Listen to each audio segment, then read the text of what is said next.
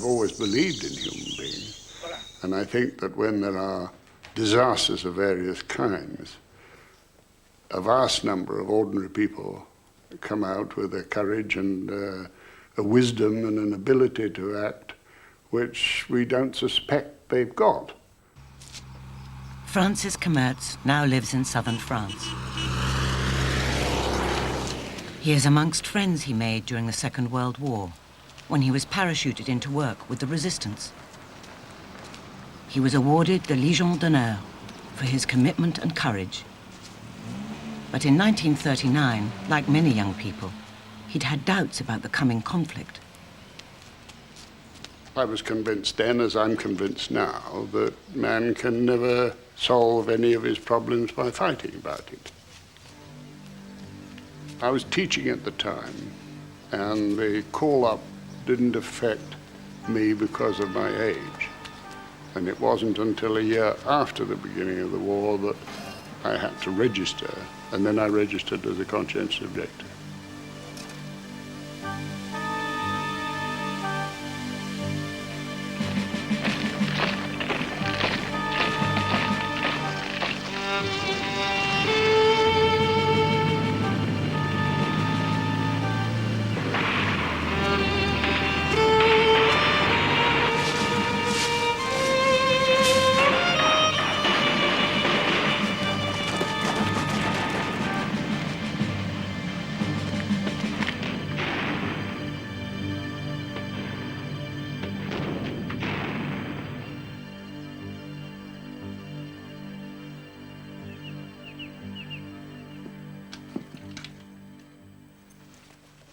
My brother was killed in the Air Force.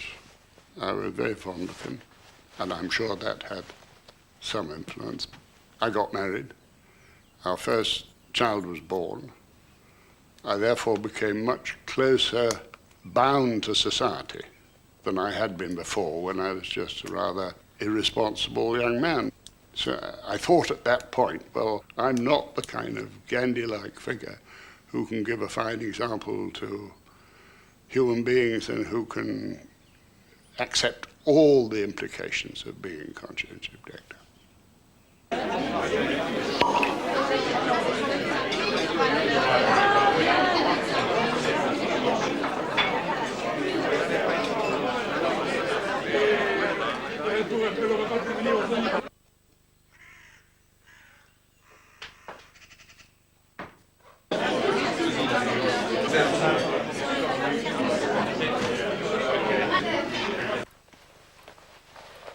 The ordinary people that I worked with, and they were ordinary, were extraordinary because the opportunity presented itself. They were determined not to go on accepting what was being imposed on them.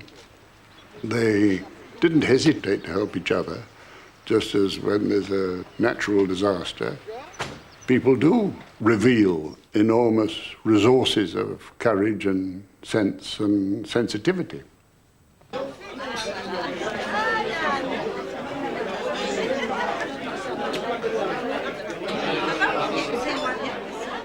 Once a year, at a restaurant in the hill village of Sceaux, in the southeast of France, there is a very special reunion.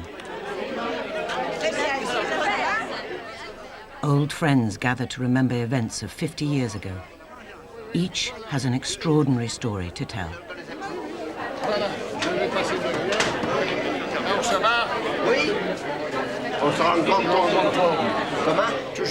A good farmer, a distinguished barrister, the most respected dentist in Avignon.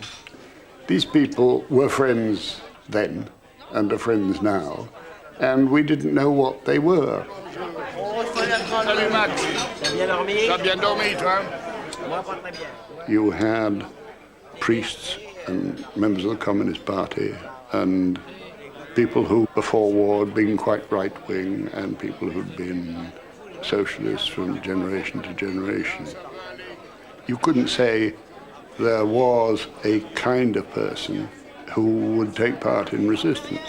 That would have been very misleading.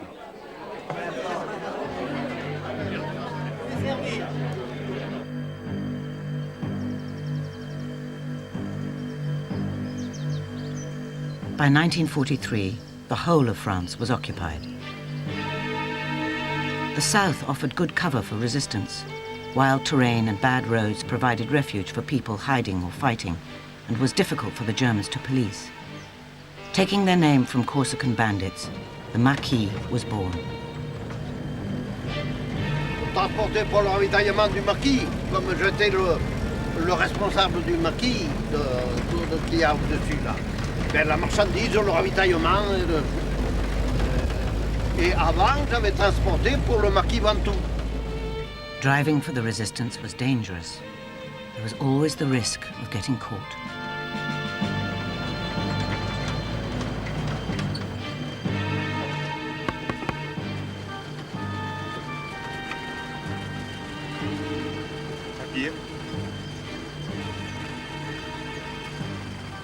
Under occupation, few were allowed to drive. Besides, the Germans had confiscated most vehicles. Authorization was given to those considered useful to their transport needs. Bertin Bonnet was given a pass.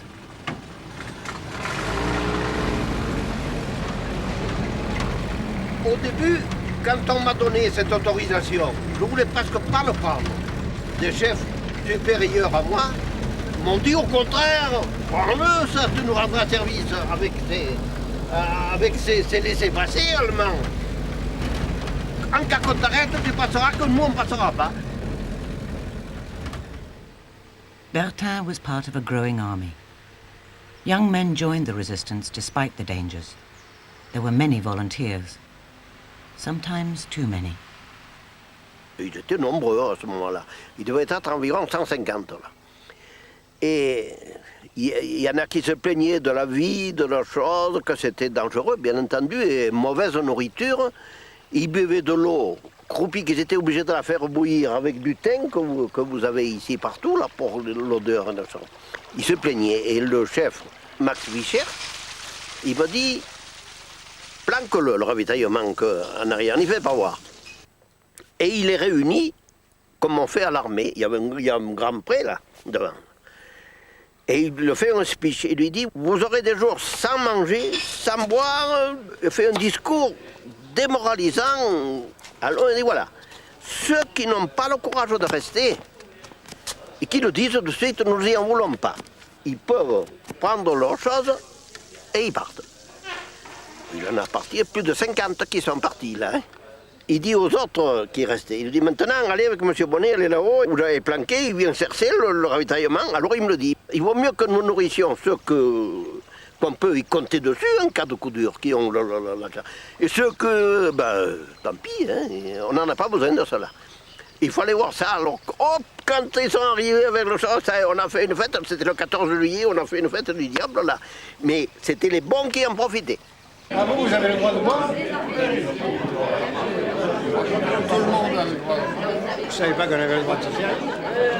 C'est un servi. L'année prochaine, on va passer là-bas.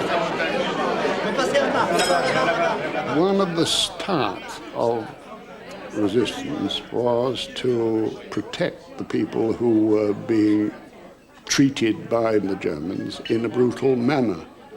So it was Jews, political opponents, anyone who was not acceptable to the new Europe, especially in this part of France.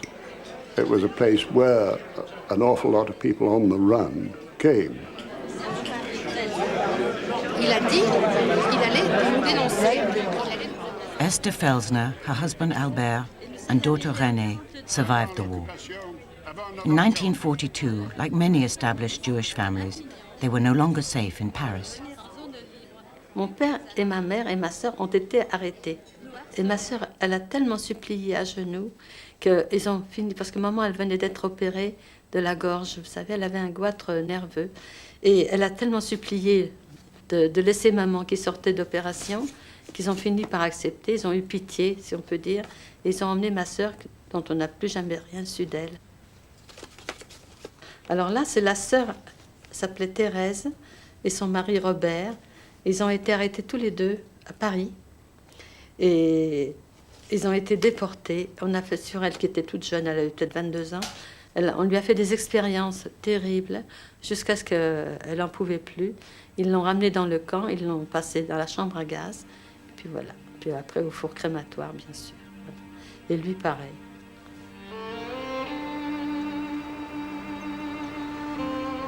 The family fled to the south and split up for safety. Albert joined the Maquis. Esther looked for work and shelter for their daughter.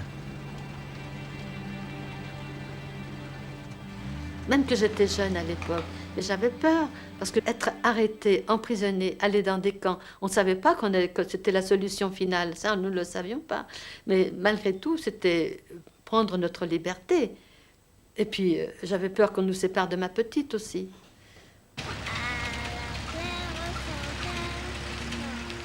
From village to village, refuge was short-lived. There were threats. Again and again, they were forced to flee.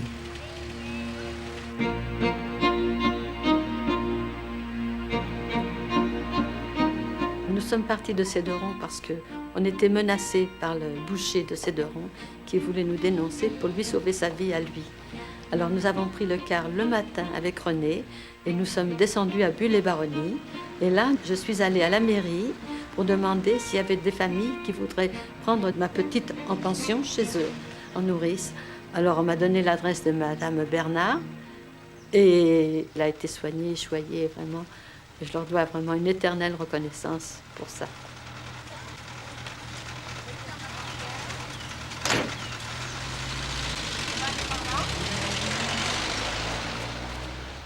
Safe at last. René had a new home and a new name. Albert was with the Maquis. Esther found work in a hotel. She felt secure, but stayed cautious. There were people who would sell you out, and I think there are in any society which is being oppressed. There are people who will profit by it, generally in a very small way, but the French community is a very tight one. They were known, and provided you were discreet and didn't speak out of turn, there was very little risk. And that was one of the extraordinary things about resistance, that the cases of betrayal by indiscretion, whether of resistors or of the children, especially the children, was extraordinary.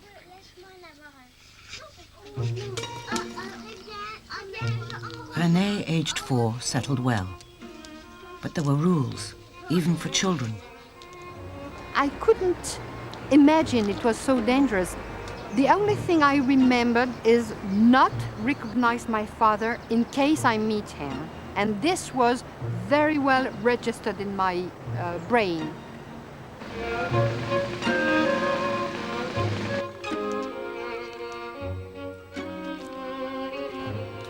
I was playing just in front of the house where I was living, and I saw him on a motorbike, and I remembered I didn't have to say anything. And he crossed with the motorbike, and then I took the tree because I wanted to shout, "Dad, I'm here!" And I knew I couldn't. And I took the tree with my arms like the tree was my father.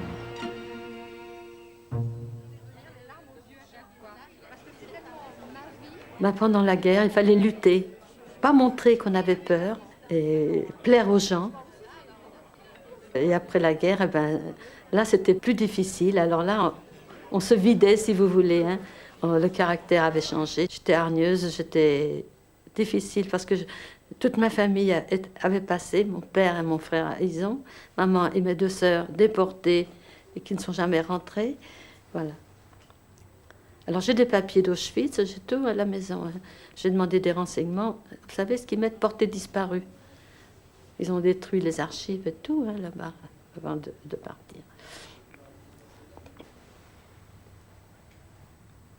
Je ne peux pas oublier tout ce qui s'est passé, ma famille, tout ça, je ne peux pas oublier.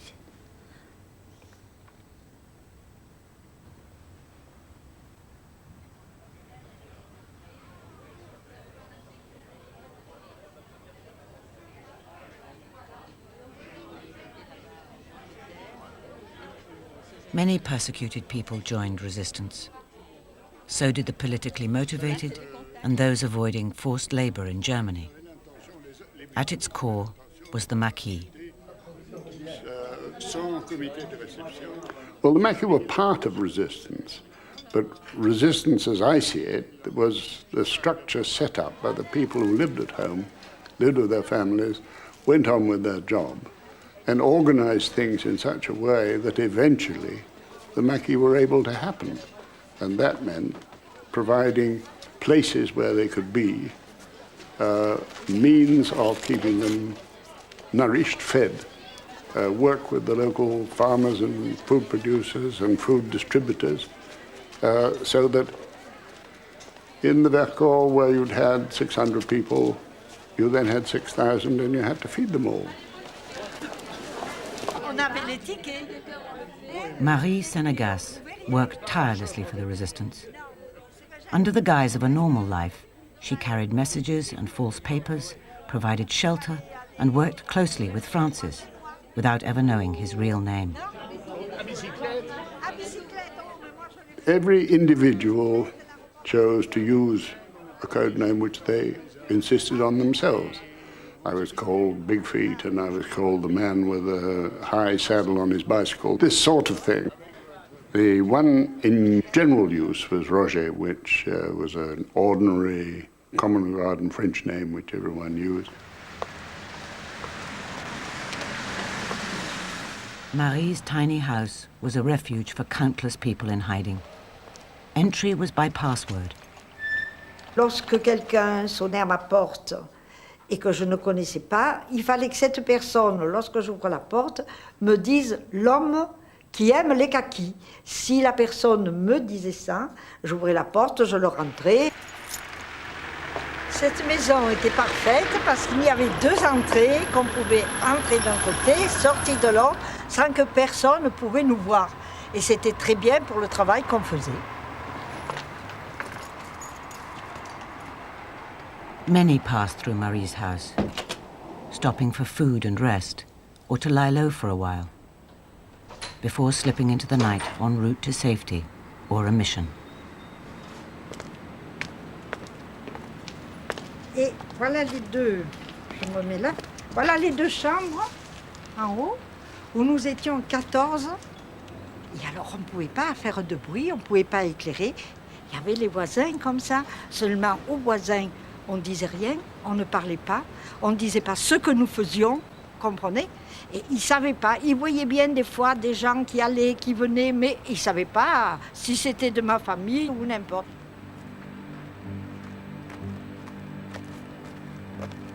The penalty for entertaining in any form an agent of the resistance, whether foreign or not, was execution. And they were risking that for their wives and husbands, children, parents and grandparents.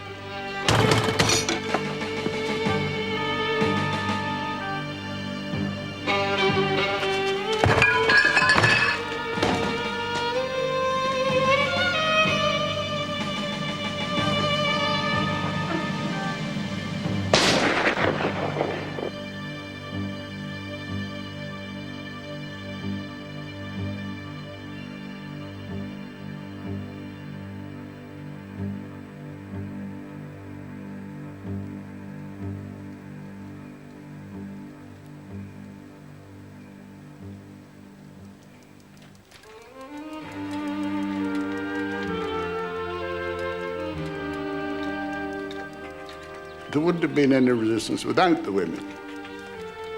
It was the women who fed us, the women who clothed us, the women who kept our morale going by their good cheer. And it was much easier for them to pass through military controls with messages as required.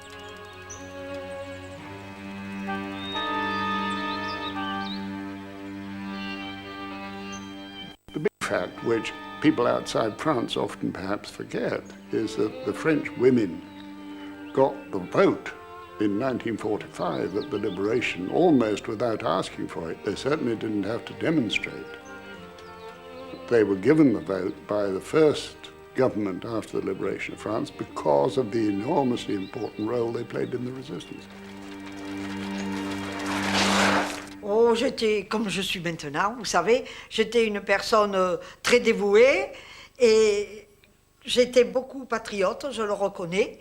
Et c'est pour ça que j'ai tant eu de la foi pour essayer de faire partie des Allemands et de travailler pour la France tant que j'ai pu. Voilà. Voilà comme j'étais. J'ai guère changé, vous savez. Je suis toujours à peu près la même. Hein. Alors toi, tu imaginais que j'aimais les kakis. Et oui, parce que Alors je vous... les aimais pas beaucoup. Le mot de... Despite a shortage of arms and equipment, youthful enthusiasm drove men like Bertin Bonnet to set aside peacetime ambitions and find new careers in sabotage and nuisance. Max Fischer, Jewish and a law student, became a leader of the Maquis de Ventoux. Edmé Cartier had watched his father die from First World War injuries. He was young, ideological, and an experienced hunter. Notre groupe n'était pas nombreux. Nous étions 7. Dans ces 7, il y en avait de tout jeunes. J'étais du nombre, mais enfin nous étions 7 à avoir une 20, 21, 22 ans, 23 ans au maximum.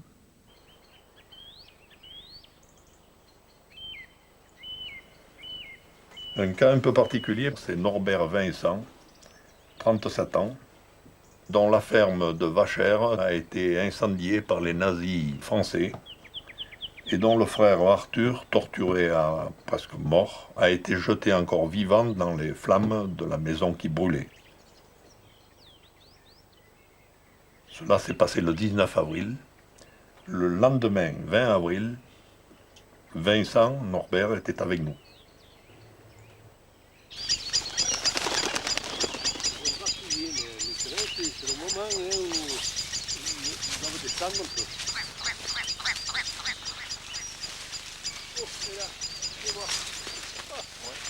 J'ai toujours pensé que d'être chasseur donnait un poids particulier dans la lutte au niveau de la résistance. Et notre chef avait une profonde, je crois, je dirais presque le mot, admiration pour les braconniers, puisqu'il remerciait la chance qui avait permis que les braconniers de Provence se battent dans le camp des résistants. Les bêtes apprennent beaucoup aux chasseurs, à développer l'intelligence,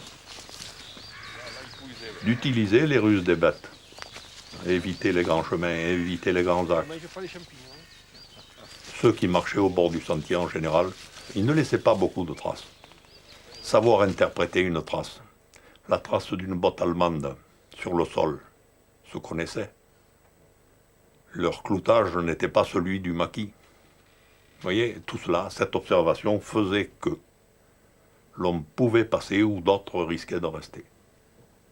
Évidemment, il fallait aussi beaucoup de chance, une chance insolente.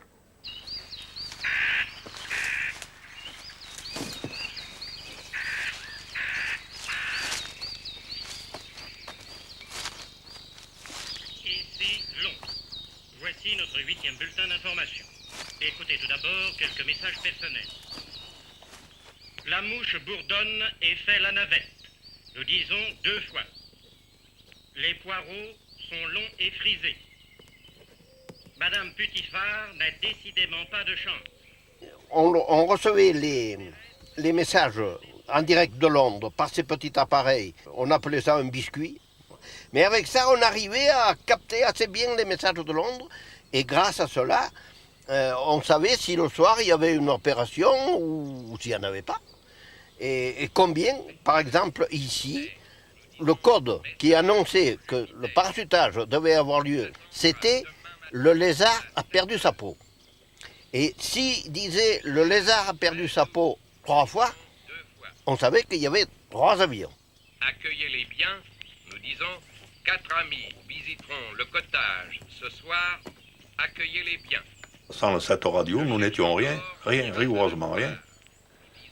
Les messages personnels, j'en cite un de mémoire, ou même plusieurs. L'étoile filante repassera, Gabriel garde l'anonymat, le serpent serpente, étaient des messages qui nous étaient affectés à nos terrains. Nous avions un terrain à quelques kilomètres d'ici, sur lesquels les avions ont parachuté. Et pour nous, là, ça a été formidable. Les premières armes, les chaussures, enfin, le tabac, quelques paquets de tabac. J'ai appris à fumer, là. Je me suis arrêté après, mais j'ai fumé. Nous étions peut-être une folie de jeunes, mais il y avait un enthousiasme.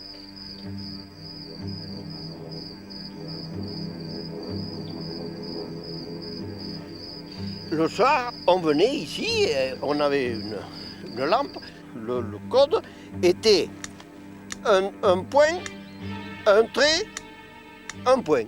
Là, l'avion, ils savaient qu'il était sur le bon endroit.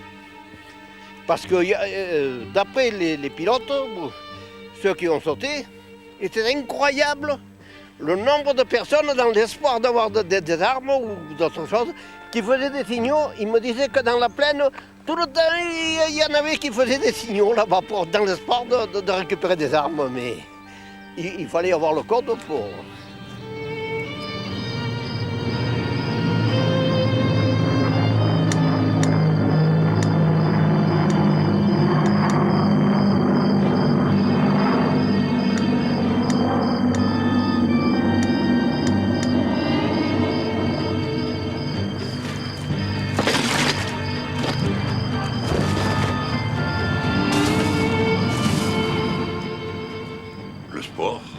Sans hésitation.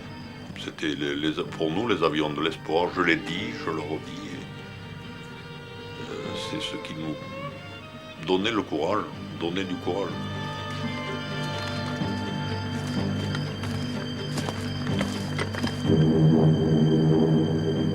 Brutalement, nous avons compris qu'un avion arrivait dans notre direction venant du sud. On n'avait pas l'impression qu'il était vraiment en approche, mais ça donnait un peu cette impression. Et quand il a été pratiquement à la verticale de nos têtes, il est parti en glissade sur l'aile droite. Les gaz étaient mis à fond pour essayer de redresser, il n'a pas pu.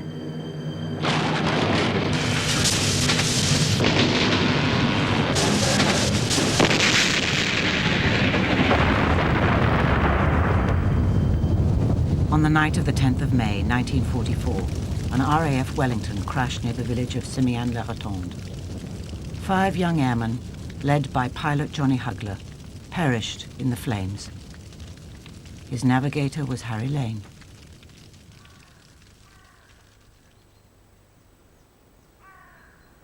Edmé Carretier was among the first on the scene. They hid the bodies and when it was safe, buried them.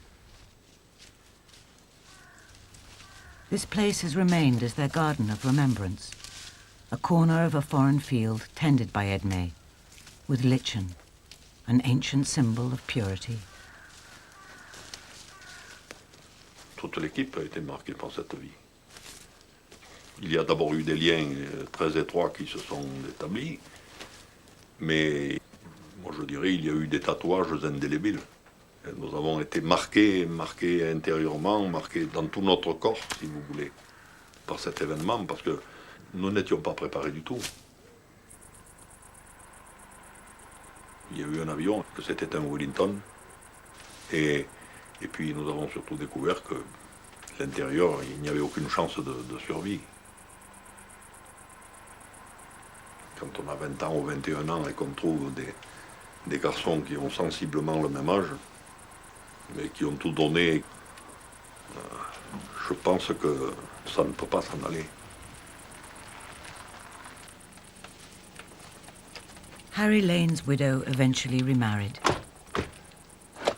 Now Wilma Vaillant, she and her husband arrive for the first time at the place where Harry lost his life, and to meet the man for whom preserving the memory of the airman has been a life's work.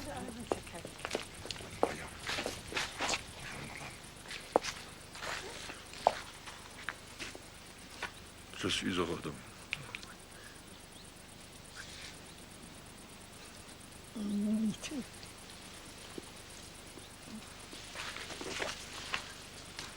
Un autre résistant, mon cousin, M. Michel. Ah. Je vous embrasse aussi. M. Michel. Oui. Mais ça nous fait bien plaisir que vous soyez venu, vous savez. Je vous assure. Oui.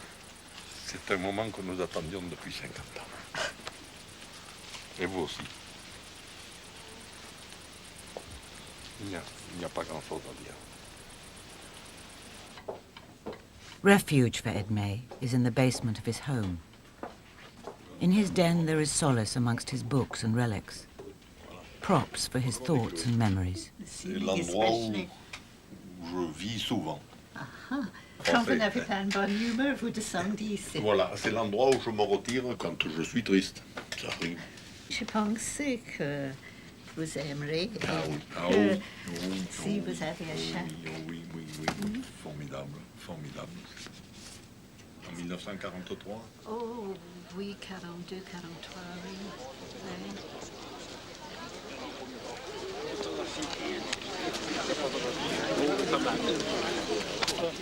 Every year, young and old from nearby towns and villages gather to remember the 5 British airmen. The colours of resistance are paraded at a site where the meaning of sacrifice and hope are preserved forever. Amidst the trees, the moss, and the rusted remains of the wrecked Wellington.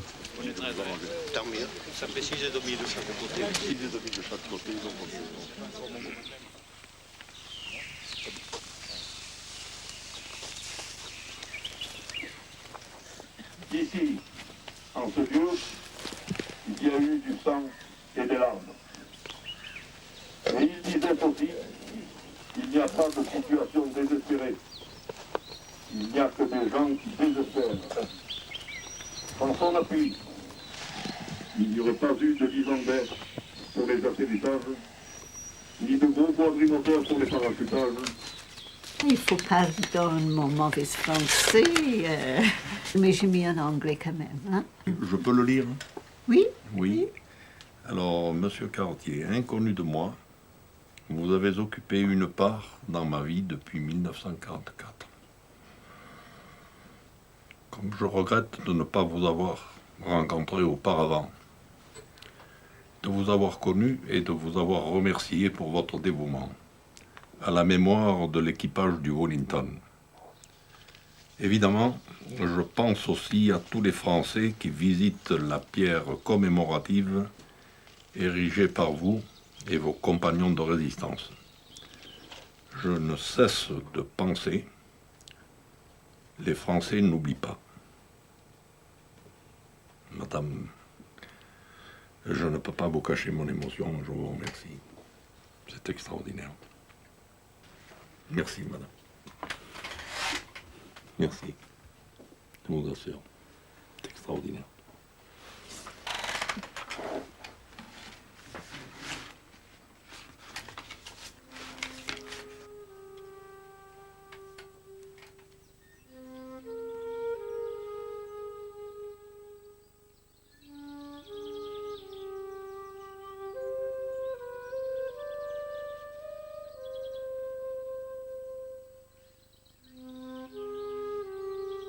Et le destin, grand mot, le destin, la chance, la malchance, hein, la vie, la mort.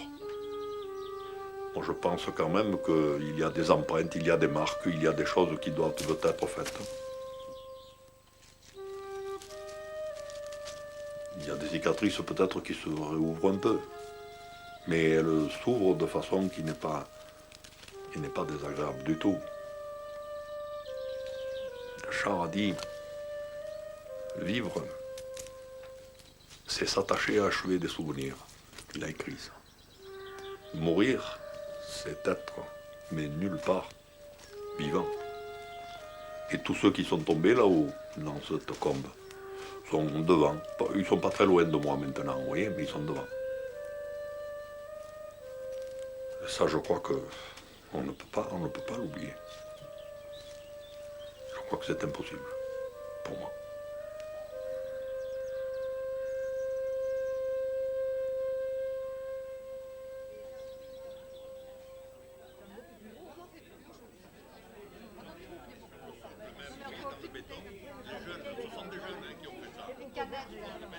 The Germans had always reacted harshly whenever they caught people involved in resistance. But after the Normandy landings, their response to increased acts of sabotage and disruption was swift cruel, arbitrary.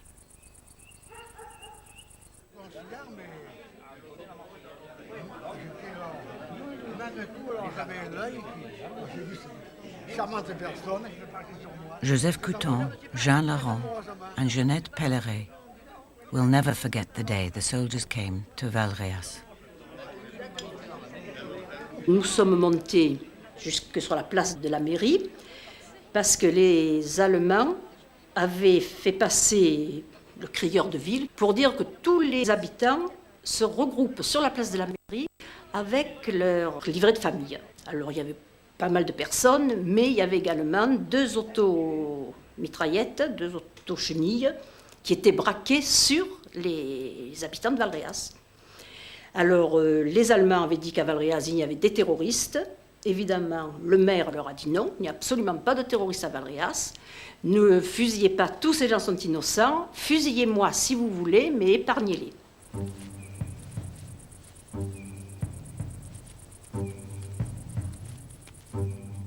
Out in the fields, the roundup began. Any man of any age they found was arrested. Some were in the resistance. Many were not.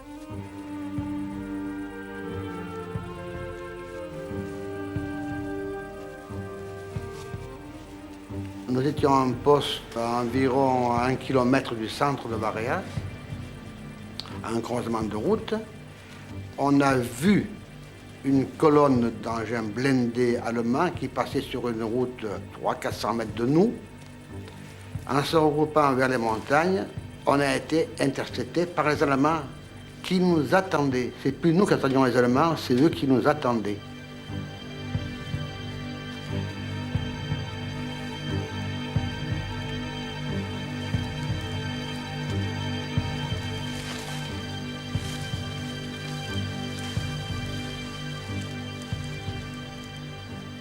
Et le gars, le collègue, il demande ses papiers. Alors, il montre la poche droite, sa veste. L'Allemand trouve le portefeuille. Puis il montre la photo d'une jeune fille. Il dit, qui c'est ça? C'est ma fiancée. Elle avait dit, grave-toi bien ces traits dans ta mémoire. Attaché, les mains dans l'air. Évidemment, il a fallu faire près de 2 kilomètres à travers les champs, à travers les sentiers, pour arriver au rendez-vous.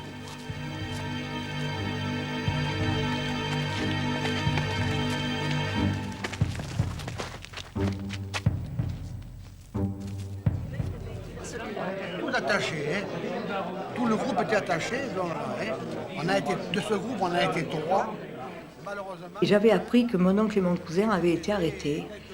Et alors je me faisais du souci, moi. Surtout qu'en retournant à l'hôpital, il y a une personne qui est arrivée, je ne me rappelle plus qui c'était, vous voyez. Une jeune femme qui est arrivée, elle s'est effondrée en disant qu'on était en train de les fusiller. Et on entendait la fusillade. On aurait voulu être fusillés face à nos bourreaux.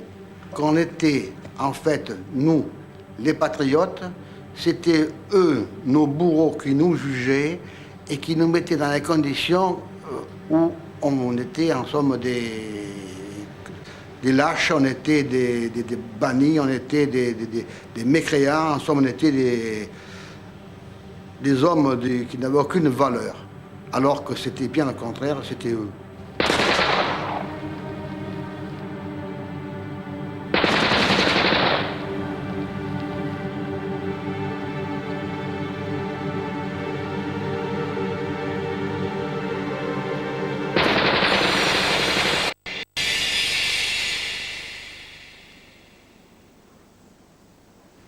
Alors quand je suis retournée à la maison, j'ai redemandé à maman, elle m'a dit mais ils ne sont pas arrivés.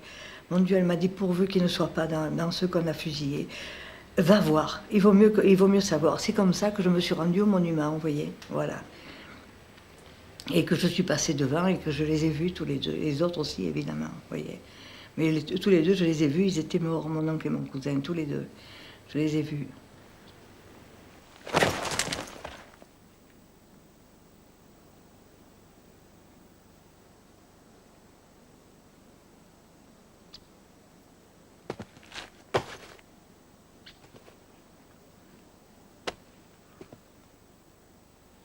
les personnes qui habitaient route d'Orange, où se trouvaient les fusillés, étaient obligées d'être accompagnées par quelqu'un de la Croix-Rouge, pour vraiment que pas n'importe qui aille se précipiter à ce mur. Alors là, j'ai accompagné une dame, je me souviens, avec son petit garçon que j'avais dans les bras, un petit garçon de Nantes peut-être, et je l'ai accompagnée jusque chez elle, pas très loin du mur, quoi, en face le mur. Et puis à ce moment-là, alors j'ai vu une main qui, disons, a émergé de ce, il faut dire le mot, de ce tas de cadavres, et qui me faisait signe. Voilà, eh bien, la balle rentrait ici, et elle a sorti là.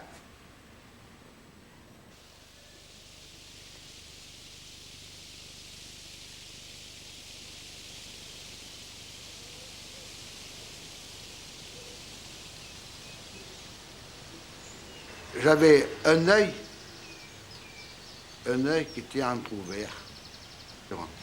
Et ce que j'ai vu, c'était les feuilles de platane qui bougeaient et les oiseaux qui volaient.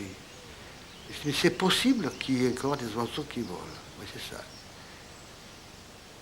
Et là où ça a été vraiment le réconfort du moment, alors inoubliable, a été le passage de cette personne de la Croix-Rouge qui m'a dit « Je vous ai vu, ne bougez pas, les Allemands sont là. » Alors là, ça a été pour moi un soulagement infini en pensant « Ils savent que tu es là. »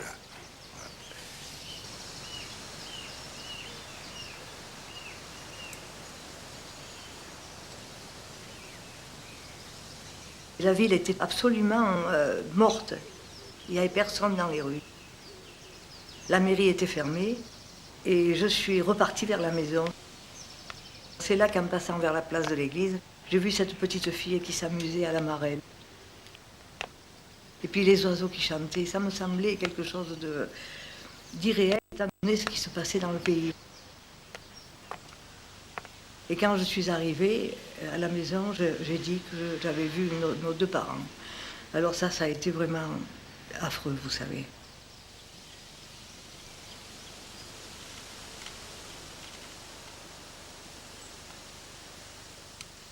"53 men were shot that day. Miraculously, 4 survived. The massacres occurred mostly during the last 3 months. Places like Bezor and Vassieux and so on. The Germans were terrified, they were very frightened, and response often was to kill civilians, to kill anyone they picked up. It was a sort of reaction to fear. I'm sure it was to fear. They had a hugely exaggerated notion of the number of people engaged in resistance. La Carmagnole! La Carmagnole! Allez, Max! Mais je vous préviens, vous savez que je chante faux, et par conséquent, ça risque de pleuvoir. Hein. Alors vous reprenez tous au refrain avec moi. Hein.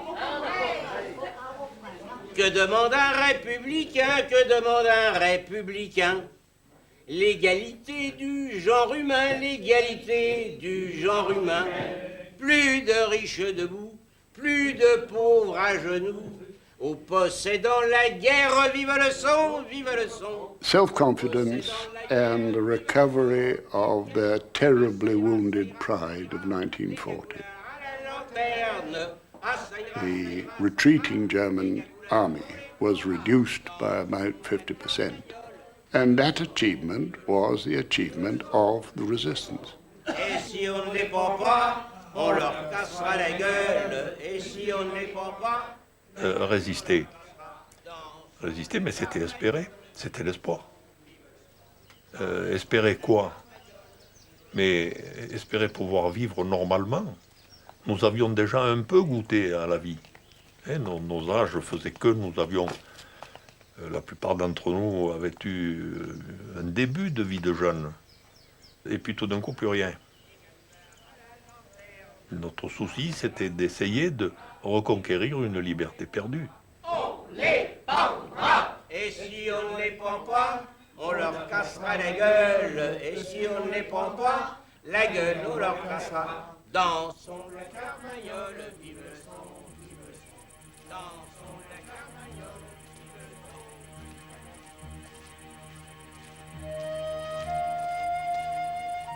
Je ne crois ni à Dieu ni à diable. Pour des raisons toutes simples, c'est que j'ai vu trop de choses cruelles.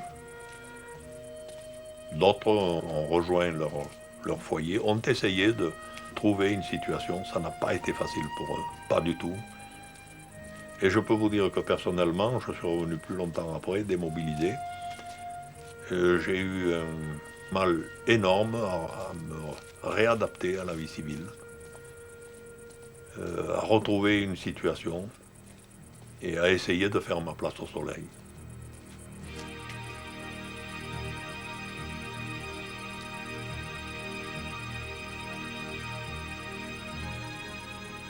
The relations between French people in resistance has been one of the happiest things of my life. All right, we lived together on a basis of absolute mutual trust. We did things together because we believed in each other and because we trusted each other to do it properly and in the right way. We lived together happily and in a non-stressful situation because of the common sense of the women particularly. And our lives were ordinary lives, perhaps happier than usual. Our relationships were based on a kind of love and trust which could never die. I mean, you've seen the people who've survived that I worked with, and you've talked to them, and you know that we do still, 50 years after, love each other as we did then.